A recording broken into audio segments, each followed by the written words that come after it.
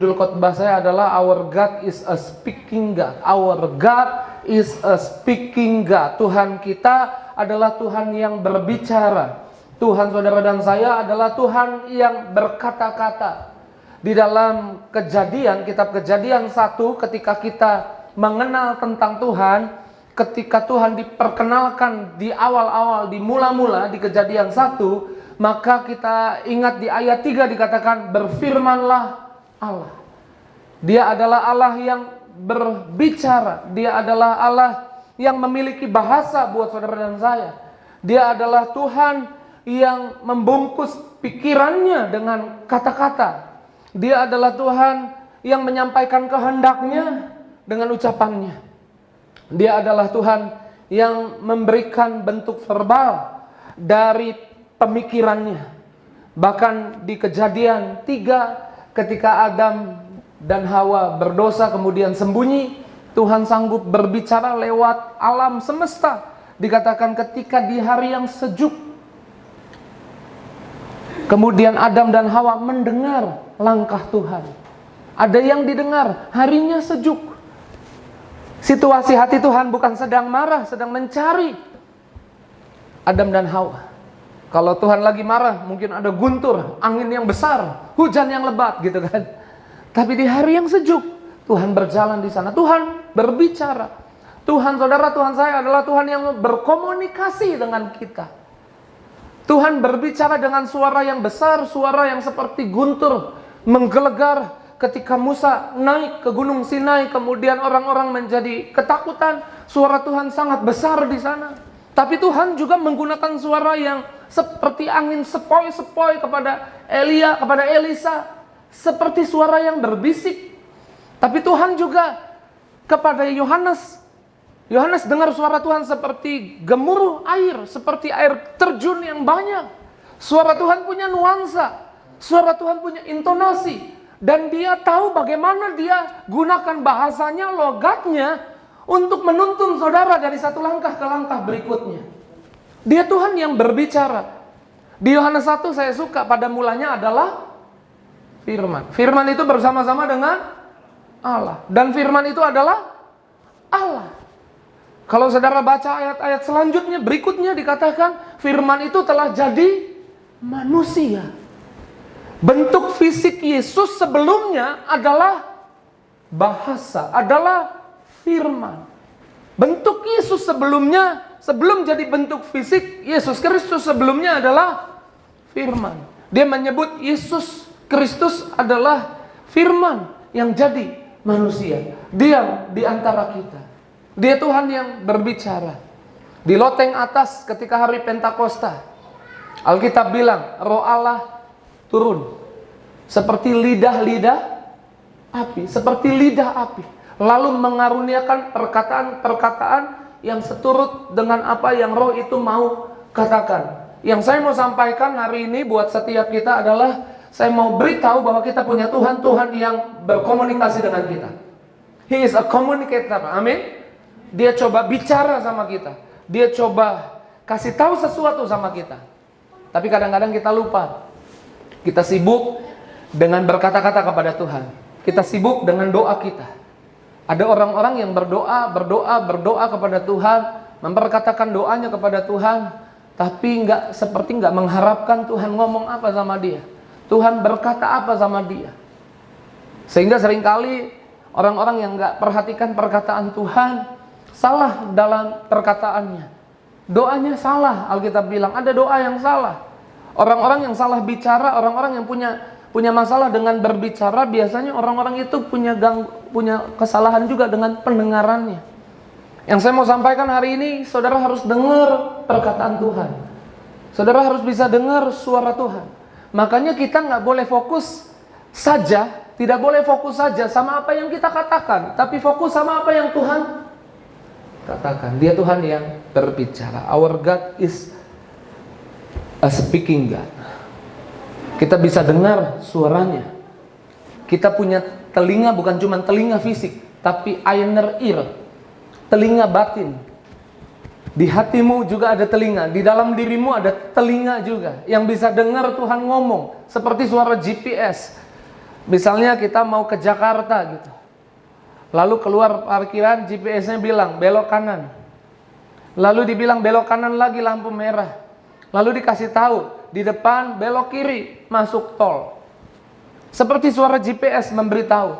Tapi kadang-kadang kalau lewat tol ke Jakarta, walaupun jalannya kelok-kelok gitu, tapi kita nggak perlu ambil belok-belokan yang harus ke kanan atau ke kiri. Walaupun kelok-kelok, suaranya GPS-nya diem, nggak ngomong apa-apa. Artinya jalan aja terus. Ketika mau belok nanti dia ngomong di depan belok kanan. Kalau kita kelewat nanti dia ngomong putar balik. Dan saya percaya sampai hari ini Tuhan ngomong sesuatu di hatimu. Sementara saya khotbah, saya percaya Tuhan sedang berbicara juga kepadamu.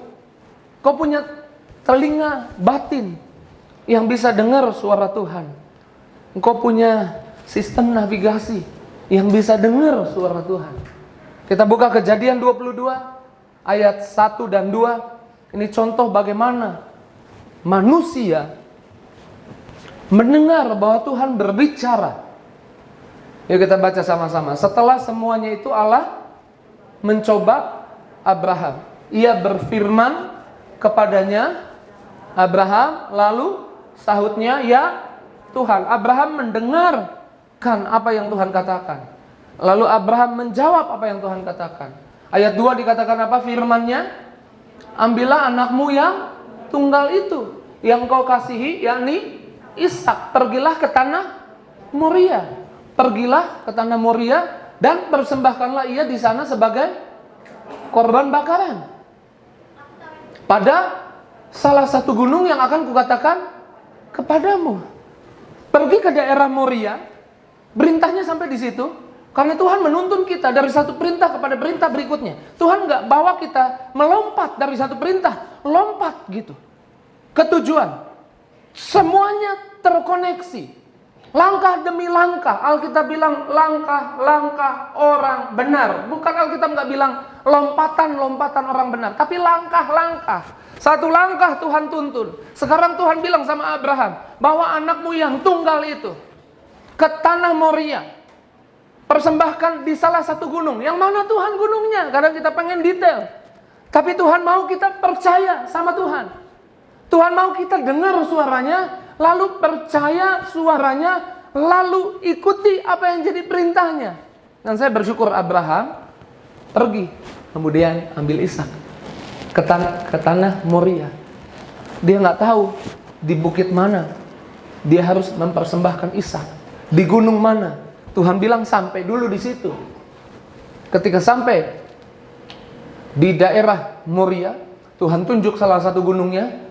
Lalu kemudian di ayat 5, yuk kita baca sama-sama ayat 5. Oke, sebelum sampai di ayat 5, Tuhan bawa Abraham sampai di 7. Wah, udah sampai ya? Makanya saya mau bilang bukan tentang saya sampai nggak sih Pak nanti di tujuan. Tuhan akan bawa saudara sampai di tujuan. Tujuan Tuhan buat hidupmu apa? Rancangan damai sejahtera, bukan kecelakaan. Hari depan yang penuh harapan. Masa depan anak-anakmu sukses, berhasil diberkati. Bisnismu sukses, berhasil diberkati. Kerohanianmu tambah meningkat. Tapi bukan titik poin akhirnya yang Tuhan mau. Tuhan mau nikmati perjalanannya sama kamu. Kalau saya jalan-jalan ke puncak gitu sama istri, kemudian istri saya akan bilang gini, jangan buru-buru, pelan-pelan aja. Matiin tab-nya. Kita ngobrol. Ini bukan tentang dari Bogor cepet sampai ke puncak. Tapi yang enak itu menikmati perjalanannya. Mendengarkan pasangan kita ngomong, berbicara. Dan Tuhan mau saudara dalam perjalanan hidupmu, engkau dengerin suara Tuhan. Abraham dengerin suara Tuhan. Abraham bawa anaknya Ishak sampai di salah satu gunung. Lalu kemudian di ayat 5 kata Abraham kepada kedua bujangnya, tinggallah kamu di sini dengan keledai-keledai ini. Saya mau bilang Abraham dibuat Tuhan dari zona aman, zona aman. Karena dia ngeluh sebelumnya, dia nggak punya anak. Buat apa kaya, punya harta banyak tapi nggak punya anak. Nanti saya mau wariskan kepada budak saya, dia doa sama Tuhan, Tuhan, saya nggak punya anak. Dia ngeluh sama Tuhan, lalu Tuhan bilang, enggak, kamu pasti punya anak. Lalu dia menunggu 25 tahun, dia tunggu, akhirnya anaknya lahir, Ishak lahir. Setelah Ishak dewasa, dia udah aman nih, udah nyaman, udah punya anak. Anak gambaran masa depan. Ingat, di minggu lalu saya bahas, Ayub kehilangan anak-anaknya. Gambaran Ayub kehilangan masa depannya, habis semua. Tapi ketika dipulihkan, dia punya anak lagi. Dia punya masa depan yang indah, anak-anaknya cantik-cantik. Oke, kita nggak bahas Ayub. Tapi Abraham sekarang punya masa depan, Ishak masa depannya. Tapi sekarang masa depannya Tuhan bilang, bawa ke Bukit Moria, persembahkan. Dia dengar suara Tuhan, dia harus keluar dari zona amannya, kepada zona nggak nyaman, kepada zona ketakutan. Nggak jelas Tuhan mau bawa kemana. Nggak jelas apa yang akan Tuhan buat. Ini anak satu-satunya. Lalu ketika sampai di ayat 5, kata Abraham kepada kedua bujangnya, tinggallah kamu di sini dengan keledai ini, aku beserta anak ini akan pergi ke sana, kami akan sembahyang, sesudah itu kami akan kembali kepadamu. Seringkali Tuhan mau bawa kita ke tujuannya Tuhan mau tuntun kita, Tuhan mau kita dengar suaranya, dan untuk itu kita harus keluar dari zona aman kita, kepada zona yang saya sebut seringkali kita jadi takut, zona ketakutan, zona kita nggak tahu apa yang akan Tuhan perbuat, tapi kita percaya saja, amin. Kita percaya saja, lalu nggak semua orang bisa ikut sama kamu. Kadang-kadang ada orang mulai jauh dari hidupmu, mulai menjauhimu. Rasanya orang-orang mulai tinggalkan kamu. Kadang-kadang di tengah kesendirian, suara Tuhan akan jadi lebih jelas. Alkitab yang kita baca, Perjanjian Baru, 2/3 yang tulis adalah Paulus. Di mana dia menulis kitab Perjanjian Baru sampai 2/3. Di mana dia menulis dan mendengar suara Tuhan dengan jelas dan dia tulis? Di dalam penjara. Di penjara ketika sendirian. Dari zona aman ke zona nggak nyaman, kadang-kadang ada orang yang pergi dari hidup kita. Bukan mereka pergi, tapi mereka nggak bisa ikut sama kita karena Tuhan punya rencana buat hidup kita. Amin. Yohanes tulis kitab Wahyu. Di mana dia tulis kitab Wahyu? Karena Tuhan mau ngomong berduaan. Tuhan communicator God. Our God is a speaking God. Yohanes, kamu harus ke Pulau Patmos. Aku mau berduaan ngomong sama kamu. Aku mau ceritain tentang ke depan. Yohanes menulis kitab Wahyu. Yesus dapat kekuatan dari surga, malaikat tampil kasih kekuatan untuk dia laksanakan misi dan visinya, surga keselamatan buat saudara dan saya. Apa yang dia perbuat? Dia berdoa di taman Getsemani, maju sedikit, dia berdoa sendirian. Ada momen-momen mungkin saudara dari zona aman ke zona nyaman. Zona aman ke zona nggak nyaman, ke zona ketakutan. Orang tinggalin kamu, orang pergi dari hidupmu. Mereka bukan pergi dari hidupmu, mereka nggak bisa ikut sama kamu karena Tuhan punya rencana detail tentang hidupmu. Amin. Di tengah kesendirian seringkali suara Tuhan jadi semakin jelas. Sama-sama bilang Tuhan saya, Tuhan yang berbicara. Amin. Kemudian setelah naik ke atas keduanya, Ishak tanya, "Pah, kayunya ada, tapi korbannya mana?" Lalu Abraham menjawab, Allah sendiri akan menyediakan korban untuk kita. Sampai di atas disusunlah batunya, batu untuk bukit pengorbanan. Setelah disusun, kayunya disusun. Setelah kayunya disusun, Abraham bilang gini, Ishak, kamu naik ke atas kayu yang akan dibakar itu. Lalu Ishak diikat. Ada yang menarik di sini, Ishak diikat. Saya pelajari di Kejadian 22, Ishak bukanlah Ishak yang usia 6 tahun, bukan Ishak yang usia 5 tahun, bukan. Ishak di Kejadian 22, Ishak yang usianya sekitar 17 sampai 19 tahun.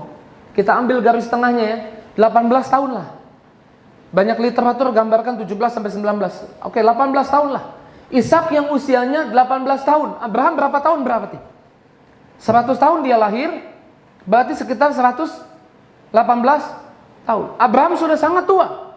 Dan Ishak remaja yang muda yang kuat. Bisa nggak dia berontak dari papanya?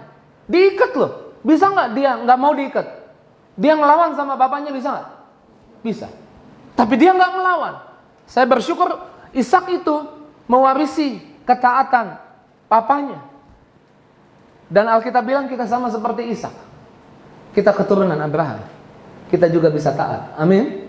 Kita dengar suara Tuhan bisa taat. Dan Ishak gak ngelawan. Kejadian 22 sering kali digambarkan. Ini gambaran tentang Bapa di surga memberikan anaknya yang tunggal.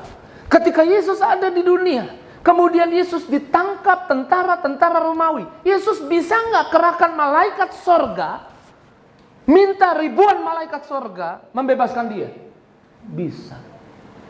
Tapi apakah Yesus melawan? Yesus nggak melawan. Ishak nggak melawan. Ini gambaran tentang anak Bapa sorgawi yang tunggal, menyerahkan dirinya sebagai korban buat saudara dan saya. Ingat perintahnya apa tadi?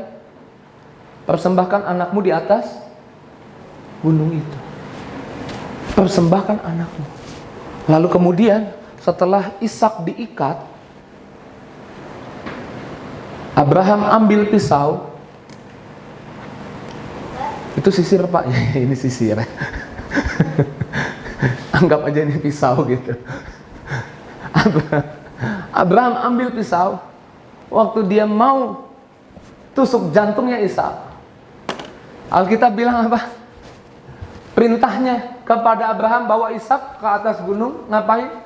Persembahkan dia untuk korban bakaran. Untuk korban bakaran. Itu perintah Tuhan ketika Abraham sebelum jalan, sebelum sampai di gunung di Moria.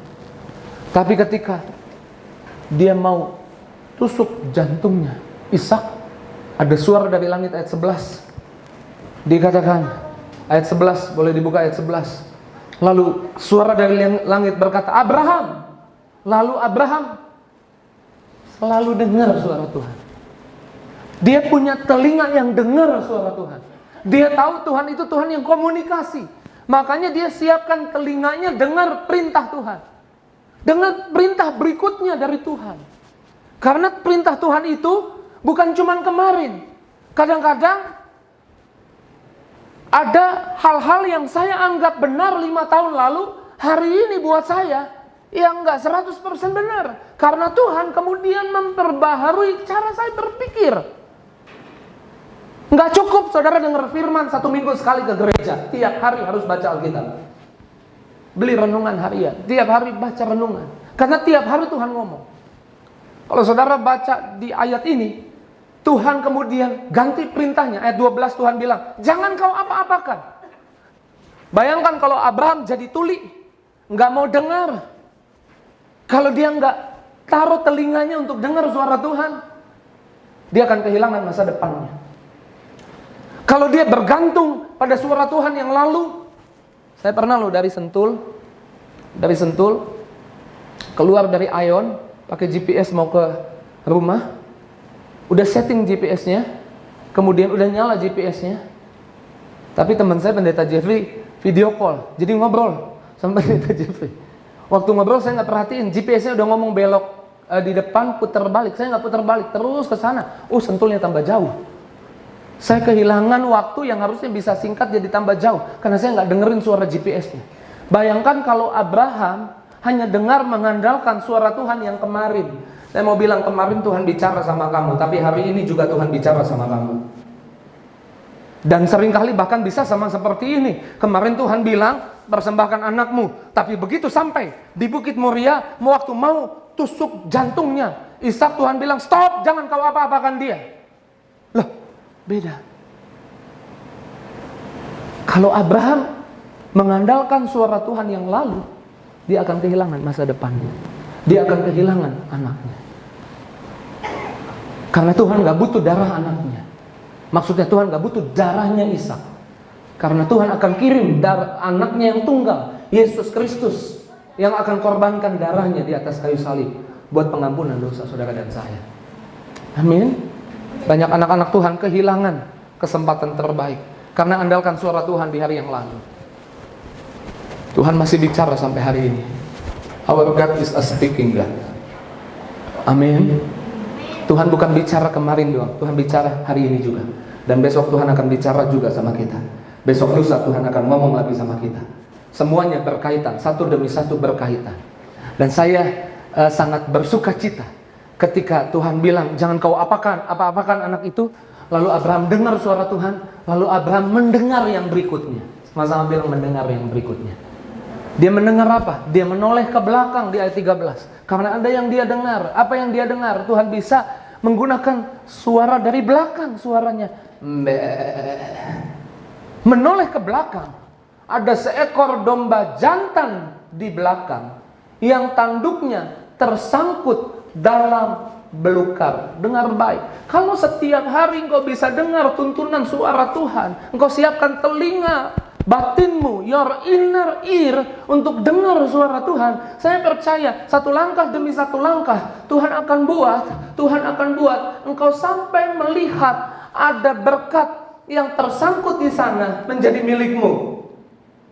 Dan kemudian Abraham mengambil domba itu lalu mengorbankannya sebagai korban bakaran pengganti anaknya. Ayat 14 dibilang, dan Abraham menamai tempat itu Jehovah Jireh. Sepanjang Juli ini saya punya iman kita akan sampai di tempat yang namanya Jehovah Jireh. Allah yang menyediakan kesehatan, Allah yang menyediakan berkat, Allah yang menyediakan masa depan buat anak-anak kita, Allah yang menyediakan kebahagiaan.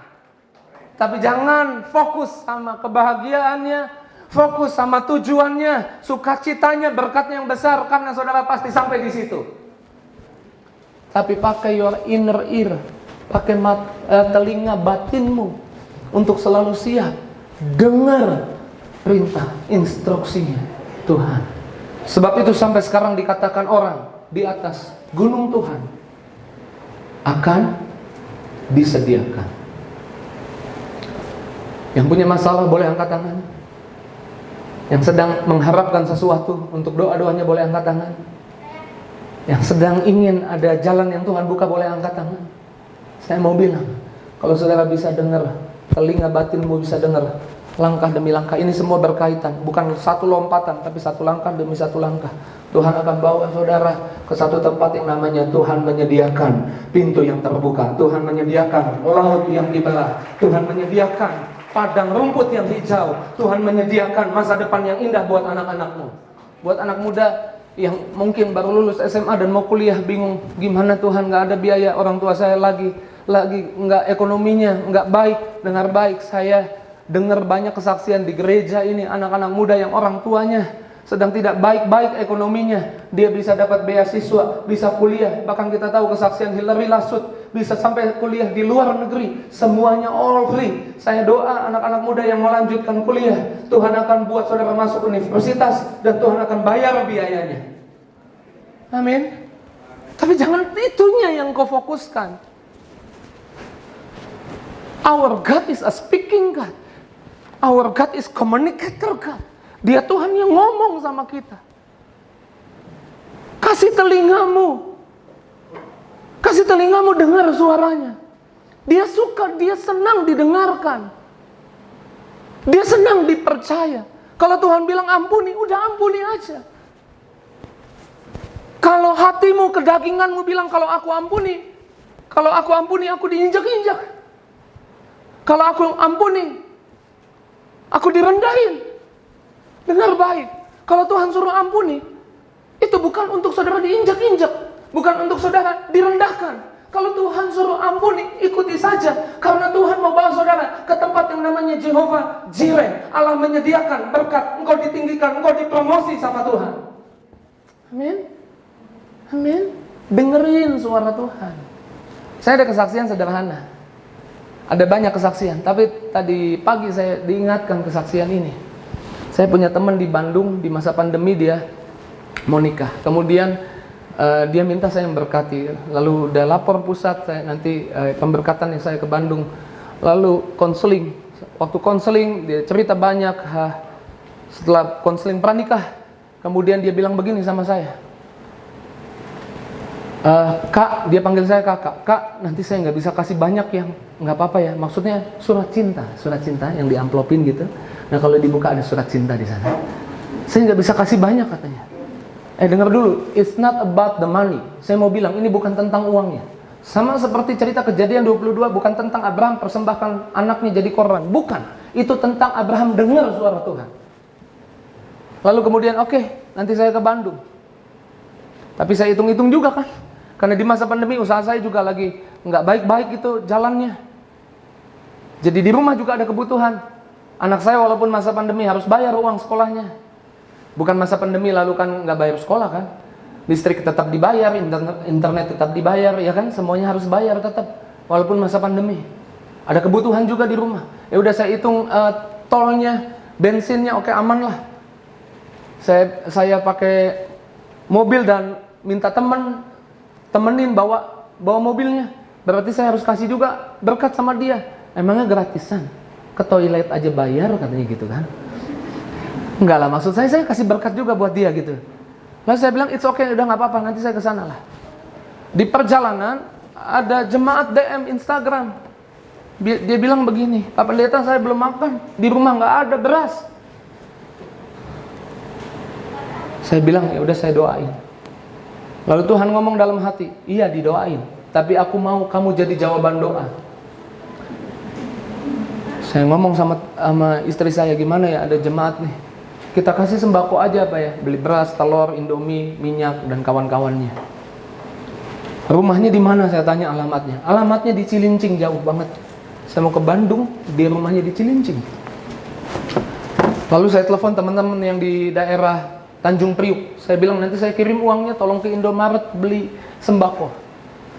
Teman-teman nggak ada yang bisa. Ada satu teman saya bisa di Kelapa Gading. Tapi saya tahu betul teman saya yang bisa ini, dia juga lagi punya masalah dengan kekurangan. Jadi nggak mungkin saya suruh dia antar sembako, di rumah dia nggak ada sembako, nggak mungkin. Jadi saya ngomong lagi sama istri saya, gimana ya? Ini ada yang bisa antar. Tapi kan nggak mungkin nggak kasih dia. Dia juga lagi kurang. Tapi Victoria belum bayar uang sekolah. Lalu saya bersyukur punya istri yang udah pelayanan juga dari dulu, jadi dia ngerti kalau pulang ke rumah kadang-kadang jumlah berkatnya kurang banyak karena saya bilang Tuhan suruh kasih seseorang gitu, dia ngerti itu. Jadi dia bilang ya udahlah kasih aja. Jadi gini nih, dari zona aman nih, ada sih cukup, ya udah nggak apa-apa sama teman saya di Bandung, nggak apa-apa saya ke Bandung. Cukuplah bensinnya apa, cukuplah untuk makan apa, pulang ada.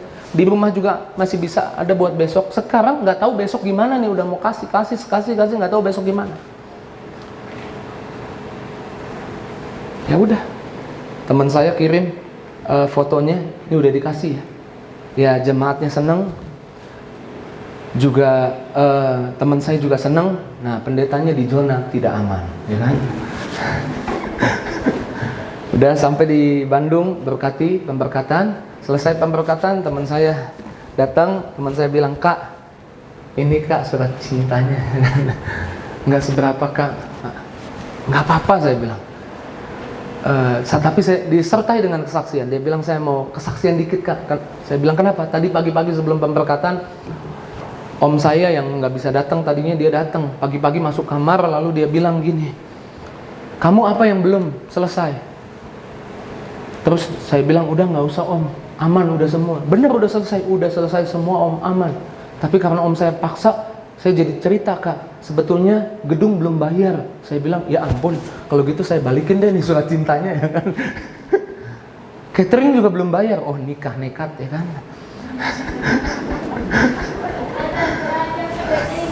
Lalu omnya ternyata keluarin cek katanya. Ini teman saya cerita nih, keluarin cek.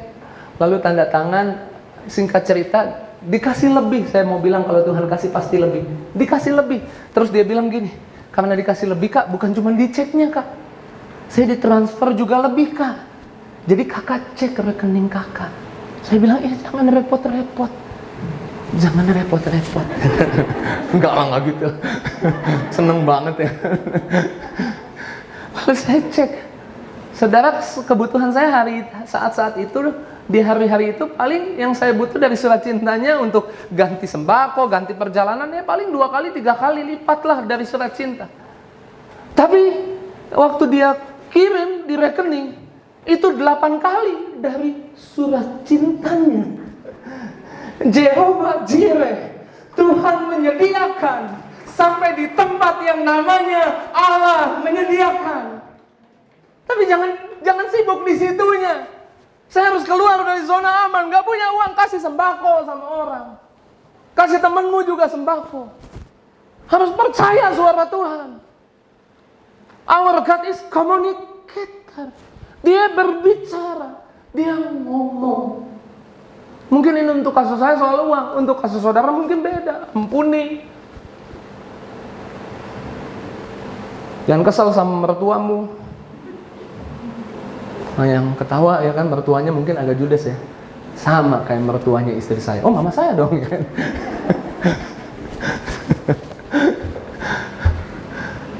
Tuhan bicara.